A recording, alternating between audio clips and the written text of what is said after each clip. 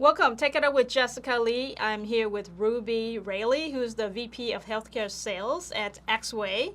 Hi, Ruby. Welcome. Hi, Jessica. So nice to be here today. This is really fabulous that I got a chance to meet you in person. I'm excited to talk about the healthcare industry because I know that it's very expensive.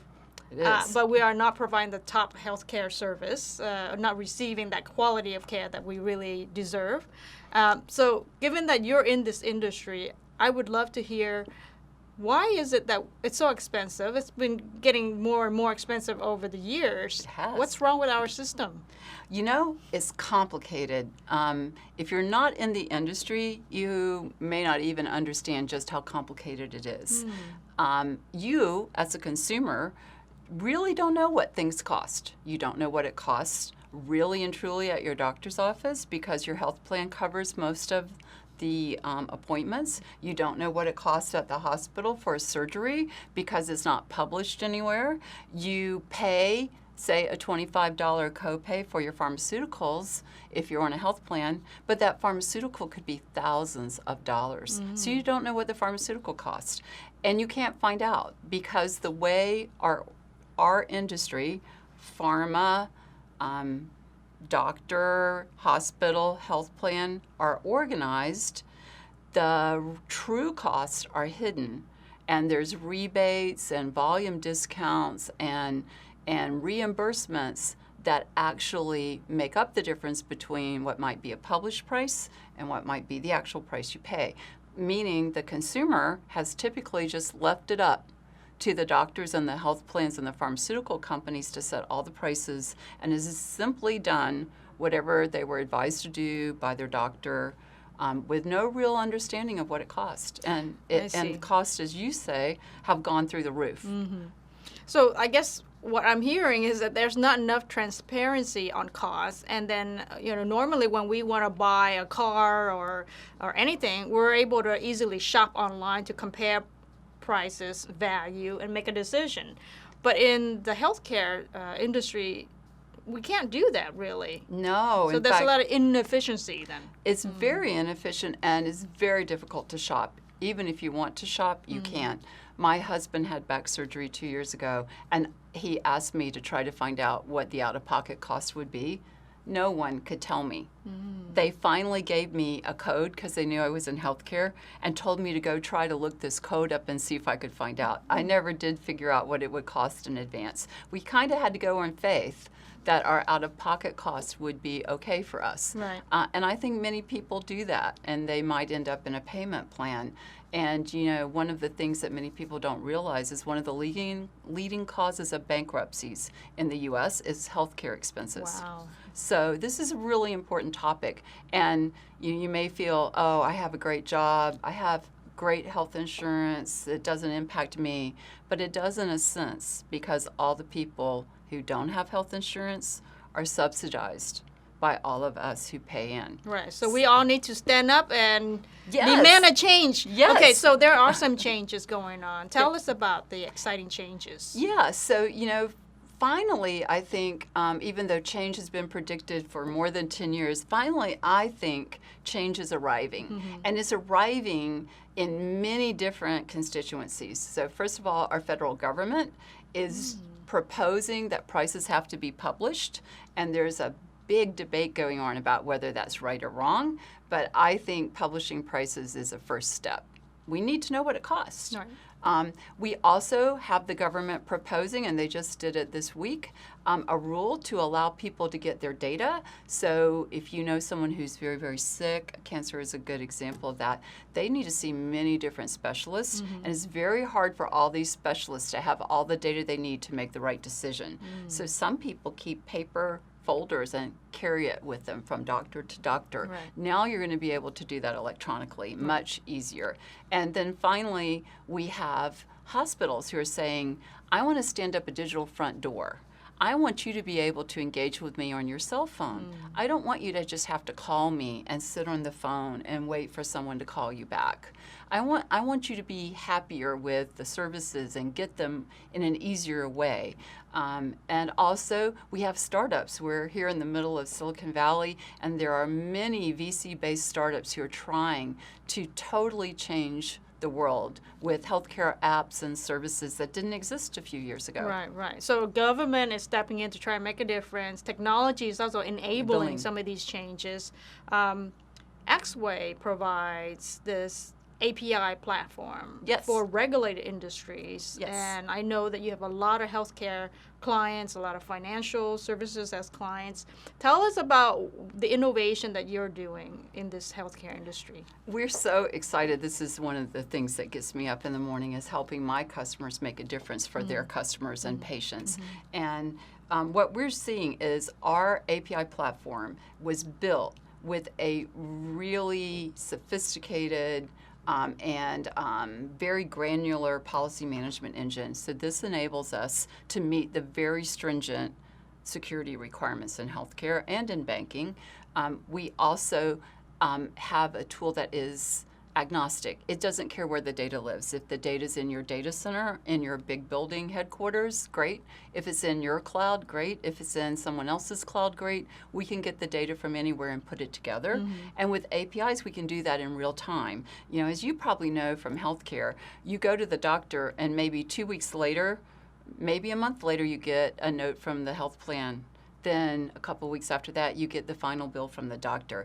Everything is so slow in healthcare. So with technology and APIs, we now can begin to answer questions in real time. So we're super excited about that. Some of our customers are putting together these programs that one of the most interesting things for me is like my surgery example I just gave. Yes. How could I figure out where to go for surgery, what it would cost me? Do I have enough money on my health savings card to pay for that out of pocket so I don't have to use my own money out of my checking account for it? Yes, with APIs, the answer is yes. The doctor's offices can provide information. I could get information from a third party. I can get information from the health plan about what my benefits are. And I can go reach out to the company that has my health savings card and get my balance. And then I can look and see, well, who provides the surgery near me with very good ratings and a good price point, and do I have enough money to cover the predicted out-of-pocket? So now I can answer all of that on my mobile app.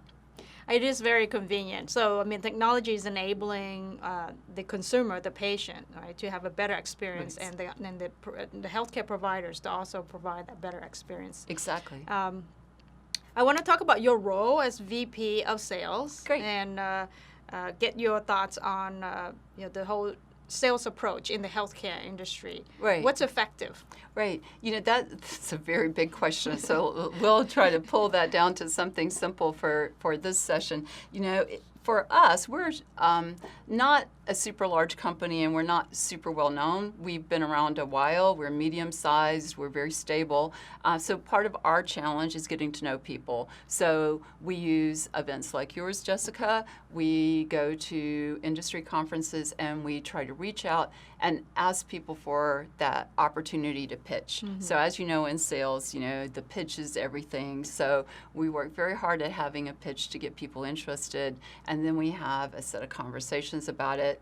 And we also find that after we've sold something, that organizations get stuck. The technology's not moving forward, they're not getting adoption. So we have a set of people called our Catalyst team, and they come in and help organizations deal with the culture issues, the change management issues that can slow down technology adoption, even to the point where really good technology might not even be used because of barriers that exist within organizations, especially large organizations. So we're super excited about not only reaching out and talking to people and engaging them and making a difference, but also being with them from, as my chief customer officer says, from start to forever. Yes. Like always there, always talking, always helping. So great technology, but needs more awareness. Yes. And also now with the Catalyst team, you're going to see higher adoption rates. Right. I know you have this fantastic career where you've done from programming to managing to now being a VP of an organization. I want to get your thoughts on women in tech. Okay. Career advice for those out there. Yeah, well, you know, it's true that the cliches are true, right? So when you go talk about women in tech, everyone has a story about a barrier they found or awkward situation they had to overcome. But the thing that I think that affects all of us in some way is our salaries. It's not uncommon to be paid 30% less than a man doing the same job you are. And if you stay in an organization for a period of time, even if you got great ratings, Jessica, you might only get a 10% raise a year. That 30% difference might never be overcome. You might trail your male counterparts your entire career. So one thing I have done that I think is important for women to consider is I've changed companies. And when I change companies, I'm very precise in my mind about what I'm worth and what role I want, and I hold on that until I get it. And then when you change, you're not changing to escape something. You're changing to claim an experience, a capability, a position at the table. And I think it's really important for women to be more thoughtful, not just wait for the raise to come, but to be thoughtful about, is it time for them to go advocate for themselves at their own company or at another company? And networking will also open up a lot of doors. Networking is super important. It's the easiest way to find the job you want. If you wanted your dream job, you should network, because that's the best way. Excellent. Ruby, I want to ask you about the consumer, the patients, because I know that the older generation may not be adopting the changes as quick, or may not be pushing for changes the way Right. millennials are doing it. So Right. tell us what you're seeing. I think you're absolutely right, Jessica. First of all, older generation tends to be very satisfied with whatever their doctor or their health plan tells them to do. But the younger generation, we might call that the gig economy, right? They're maybe still in school, working a couple of jobs, or even out of school working multiple jobs. They may not be living in the same place for very long at a time. Maybe they're couch surfing, or maybe they're in one dorm this semester and in an apartment the next semester, and then in a different apartment later. They may even be somewhat challenged about where they live because of their pay in areas especially like here. So there's only one thing that's consistent about this millennial gig economy person, and that's their smartphone. When they have their paycheck, their smartphone has minutes. They do everything on the smartphone. They don't have a checking account. So it's very interesting for healthcare, because these people do not have consistent health insurance. If they're working as a waiter or waitress in a restaurant, there's very little likelihood that they have health insurance. They don't have a consistent address. They don't have a bank account. The phone is the consistency. So now, senior innovative leaders in healthcare are thinking about this digital front door idea of, how do I put a virtual service together that I can deliver on your cell phone, on your smartphone, that enables you to, let's say, show up in the emergency room because you don't have a family doctor, not have the money in your account to fully pay for everything that happened to you that night, but agree to a $10 payment through your phone, maybe every week, maybe every month, until you pay the balance down. How would that hospital emergency room know that you were able to get your prescription filled when you walked out the door? Maybe that cell phone app would allow them to ask you, did you have the money to get your prescription? Are you feeling better? Are you at risk of having a relapse? And so now we begin to be able to stay in touch with people who are very, very hard to stay in touch with. And that level of innovation, that change, is really dramatic for major metropolitan areas like this one, but also rural health. It's very long distances that people drive out west to go to the doctor. If they're an hourly person, they can't afford to take off work to go to the doctor. So now this phone integration, this digital front door, begins to get these people speaking to healthcare professionals more frequently, and maybe we can take action to save them from a really serious illness. Well, it's been great conversation. Thank you so much, Ruby, for being here from all the way from Florida to share with us your thoughts and best practices. Oh, it was my pleasure. I'm so excited to be part of your network, Jessica. Thank you. There you have it. Check it out with Jessica Lee, Ruby Raley from Axway.